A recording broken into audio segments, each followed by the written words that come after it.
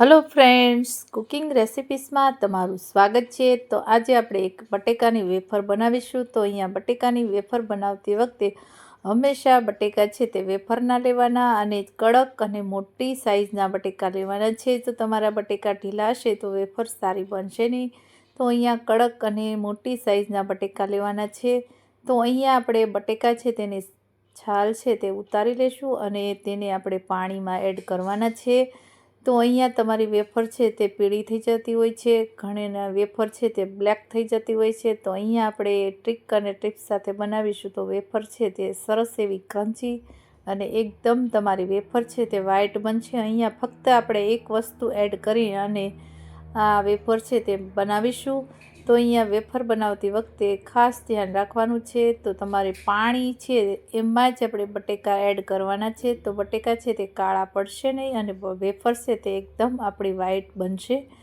તો અહીંયા આપણે મેં આ રીતે બાઉલ લઈ લીધું છે તગારું અને એમાં આપણે પાણી એડ કરીશું। તરત જ તમારે આ રીતે છાલ ઉતારી અને પાણીમાં બટેકું છે તેને એડ કરી દેવું અને બધાની છાલ કાઢી લેવી। હવે અહીંયા જે આ ગ્રેટર છે બટેકાનું જે ચિપ્સ પાડવાનું એ તમારી પાસે અહીંયા જાડી પાતળી તમે કરી શકો છો। તો અહીંયા આપણે મીડિયમ સાઇઝની બનાવીશું। એકદમ પતલી હશે તો તમારી વેફર છે તે ભૂકો થઈ જશે। તો અહીંયા આટલી થિકનેસવાળી તમારી વેફર રાખીશું આપણે અને આ વેફર છે તે એકદમ બહાર મળે તેવી જ આપણે ઘરે બનાવીશું।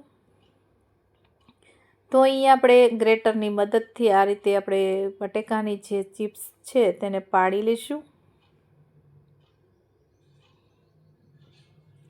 તો તમે જોઈ શકો છો આ રીતે આખું બટેકું છે તેને આડી સાઇઝમાં આપણે રાખવાનું છે। જો તમે ઊભું રાખશો તો તમારી વેફર છે તે થોડી અમથી નાની પડશે। તો અહીંયા વેફર પાડતી વખતે બટેકાને આપણે આડું રાખવાનું છે એટલે આપણી બટેકાની જે ચિપ્સ છે તે આ મોટી સાઇઝની થશે અને તરત જ આપણે પાણીમાં એડ કરી દઈશું એટલે આપણી વેફર છે તે ચિપ્સ એ કાળી ના પડે। હવે અહીંયા બીજા બટાકું છે તેનો પણ આપણે આ રીતે ચિપ્સ પાડી લઈશું। તમે જોઈ શકો છો આ રીતે આડું બટેકું રાખવાનું છે એટલે તમારી જે બટેકાની ચિપ્સ છે તે લાંબી જ પડશે।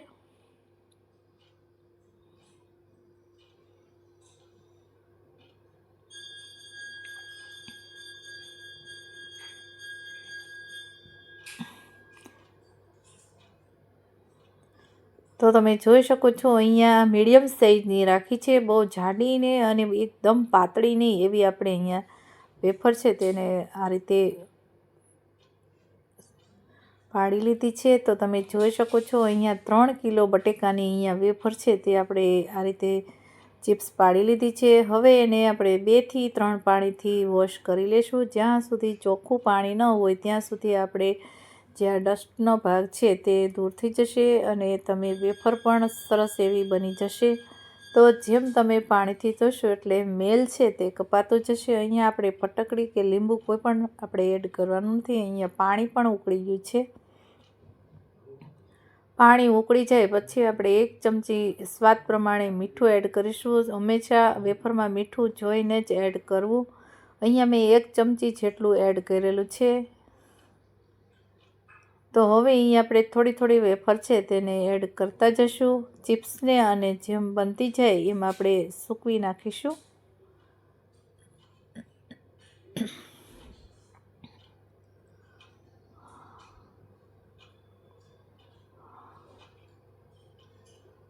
હવે અહીંયા ચમચાની મદદથી આ રીતે મીઠું અને જે પાણી છે તે એકદમ મિક્સ કરી લેશું અને ઢાંકી દેશું। 2 મિનિટ જેવું આપણે ઢાંકીશું એટલે આપણી વેફર છે તે આ રીતે તમને હાથ અટકતા સહેજ તૂટી જાય એટલે સમજવાનું કે આપણી વેફર છે તે છડી ગઈ છે, બફાઈ ગઈ છે। તો તેને પછી આપણે બહાર કાઢી લઈશું। તો તમે જોઈ શકો છો અહીંયા વેફર છે તે આપણી બની ગઈ છે। તો અહીંયા કાણાવાળું કોઈ વાસણ હોય તેમાં આપણે કાઢી લઈશું તો પાણી છે તે નીતરી જશે।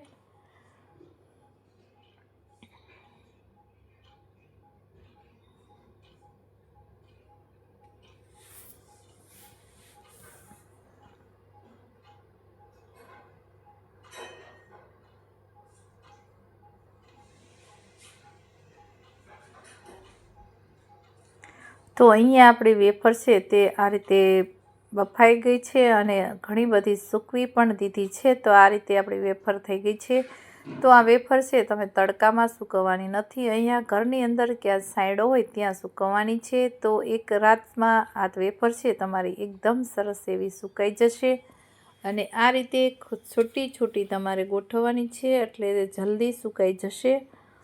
તો તમે જોઈ શકો છો 3 કિલોમાં તમારી વેફર કેટલી બધી બની ગઈ છે અને એકદમ સસ્તી અને સારી અને શુદ્ધ આપણી વેફર ઘરે બનીને રેડી થઈ ગઈ છે.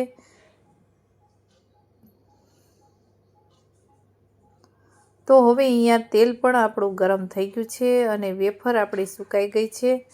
તો હવે તમે જોઈ શકો છો આ રીતની વેફર આપણી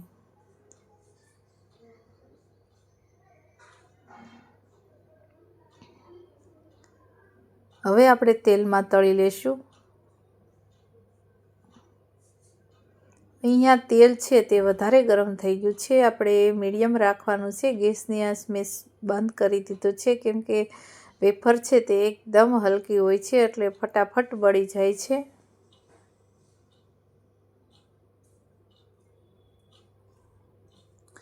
તો તમે જોઈ શકો છો અહીંયા આપણી વેફર આ રીતે બની અને રેડી થઈ ગઈ છે. તો અહીંયા આ વેફર હાથ અટકતા તૂટી જાય એટલી ક્રિસ્પી અને ક્રન્ચી બની છે. તો અમારી આ રેસીપી સારી લાગી હોય તો વિડીયોને લાઇક કરજો, શેર કરજો અને અમારી ચેનલને સબસ્ક્રાઈબ કરવાનું ભૂલશો નહીં. બાજુમાં આપેલી ઘંટી દબાવશો એટલે નવી નવી રેસીપીના નોટિફિકેશન જોવા મળશે. Thank you.